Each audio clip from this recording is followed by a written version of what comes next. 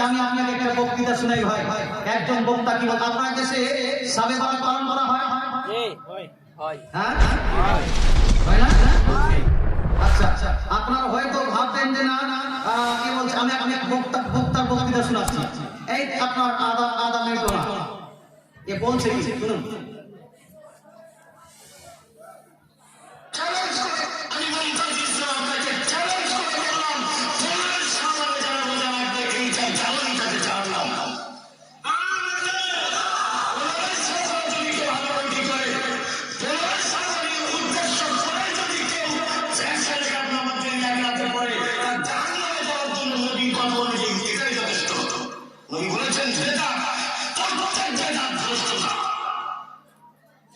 কি বুঝতে পারলেন বলেন তো? 15ই শাবান মাসের আপনারা, শাবান মাস রমজান মাসের আগের মাসকে শাবান মাস বলা হয়। এই 15ই শাবানে আপনারা রোজা রাখেন না? হ্যাঁ, রাত্রি জাগরণ করে ইবাদত করেন না? হালুয়া খান, হালুয়া বানাই দিবেন না? এ বলছে কেউ যদি 15 শাবানে কেউ যদি রোজা রাখে, এই 15 শাবানে রোজা রাখার কারণে এই জাহান্নামে যাবে।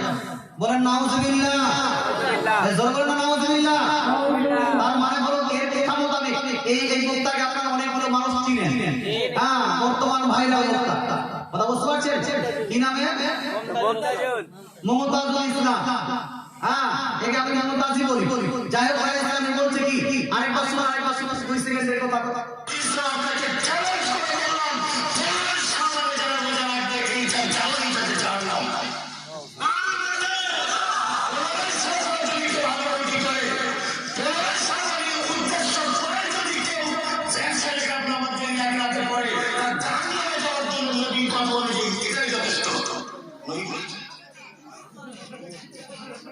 বুঝতে পারছেন?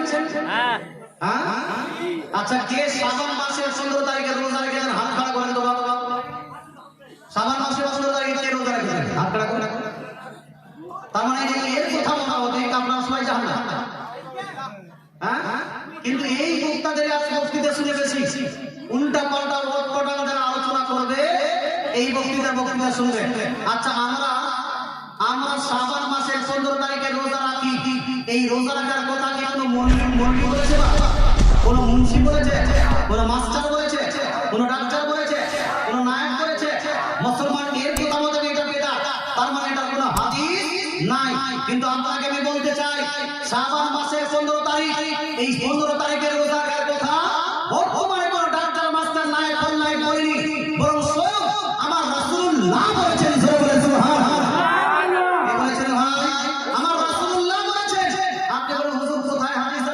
একটু হাদিসটা শোনাবো ভাই, হাদিসটা শুনিয়ে। এই হাদিসটি লিপিবদ্ধ আছে সিহাহ সিলসিলা, অন্যতম হাদিস গ্রন্থ বুখারী সুনান ইবনে মাজাহ, সুনান ইবনে মাজাহ জিলদ নাম্বার 1 হাদিস নাম্বার 1451। কত নাম্বার হাদিস বললাম? 1451। এ বলছে যে শাবান মাসের রাত্রি কেউ জাগরণ করে ইবাদত করলে ওই ব্যক্তি যাবে জাহান্নামে। কিন্তু আসেন না, আমার নবী কি বলেছেন? রোজা রাখতে বলেছেন না রোজা রাখার শেষ রাত ছাড়তে বলেছেন? নবীজি সাল্লাল্লাহু আলাইহি ওয়াসাল্লাম ইরশাদ করেন, নবীজি সাল্লাল্লাহু আলাইহি ওয়াসাল্লাম বলছেন, একজন ভাই 1000 টাকা দিয়েছেন, আল্লাহ তাআলা দানকে কবুল করুন। নবীজি ইরশাদ করেন সুনান ইবনে মাজাহ জিলদ নাম্বার 1 হাদিস নাম্বার 1451 মধ্যে নবী বলছেন, ইদা কানা লাইলাতুল নিসফি মিন শাবান ফাকুমু লাইলাহা ওয়া সুমু ইয়াওমাহা। নবী বলছেন, হে আমার উম্মতিরা, যখন শাবান মাসের 15 তারিখের রাত্রি আসে, কত তারিখে আমরা করি ইবাদত করি? কত তারিখে? শাবান মাসের 15 তারিখে রাত্রি করি না? আল্লাহ রাসূল বলছেন যে ইদা কানা লাইলাতুল নিসফি মিন শাবান, যখন শাবান মাসের 15 তারিখের রাত্রি আগমন হবে, ফাকুমু লাইলাহা, সেই রাত্রিতে তোমরা জাগরণ করে ইবাদত করো, ওয়া সুমু ইয়াওমাহা, আর দিনে তোমরা রোজা পালন করো। জোরে বলে সুবহানাল্লাহ।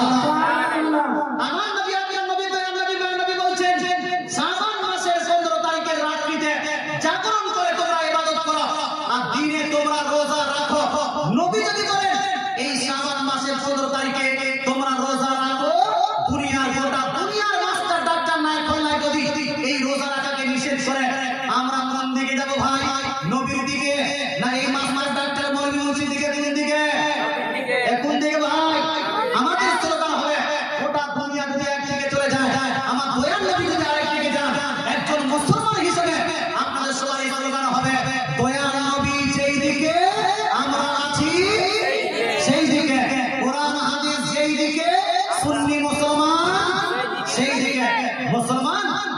বলতে চাই, শাবান মাসের 15 তারিখের রোজা রাখলে জাহান্নাম নয়, বরং নবীজির কথার উপর আমল হয়। আর যারা নবীজি সাল্লাল্লাহু আলাইহি ওয়াসাল্লামের কথার উপর আমল হয় তারা জান্নাতে যাবে না জাহান্নামে হয়? জান্নাতে। তার মানে হলো শাবান মাসের 15 তারিখের রাত্রিতে কেউ যদি আপনার ইবাদত করে, দিনে যদি কেউ রোজা রাখে, এ হলো জান্নাতের রাস্তায় না জাহান্নামের রাস্তায়? এই রাত্রিতে যারা জাহান্নামী বলবে, এরা এই রকম মুমতাজুল ইসলাম, এরা কোন রাস্তায় আছে, জান্নাতে না জাহান্নামের রাস্তায়? এরা হলো জাহান্নামের রাস্তায়। আল্লাহ তাআলা আমাদের বুঝার তৌফিক দান করুন, আমল করার তৌফিক দান করুন, বলেন আমিন। মুসলমান আপনাকে বলতে চাই, আরো দুই তিনটি হাদিস শুনলেন শবে বরাতকে কেন্দ্র করে। কেউ বলতে পারে যে শবে বরাতে এটা করা যাবে না, ওটা করা যাবে না। মা বোনরাও আপনারা লক্ষ্য রাখুন, আপনারা শবে বরাতে রাত্রি জাগরণ করে ইবাদত করবেন। কেন করবেন তার কারণটা বলছি আমি।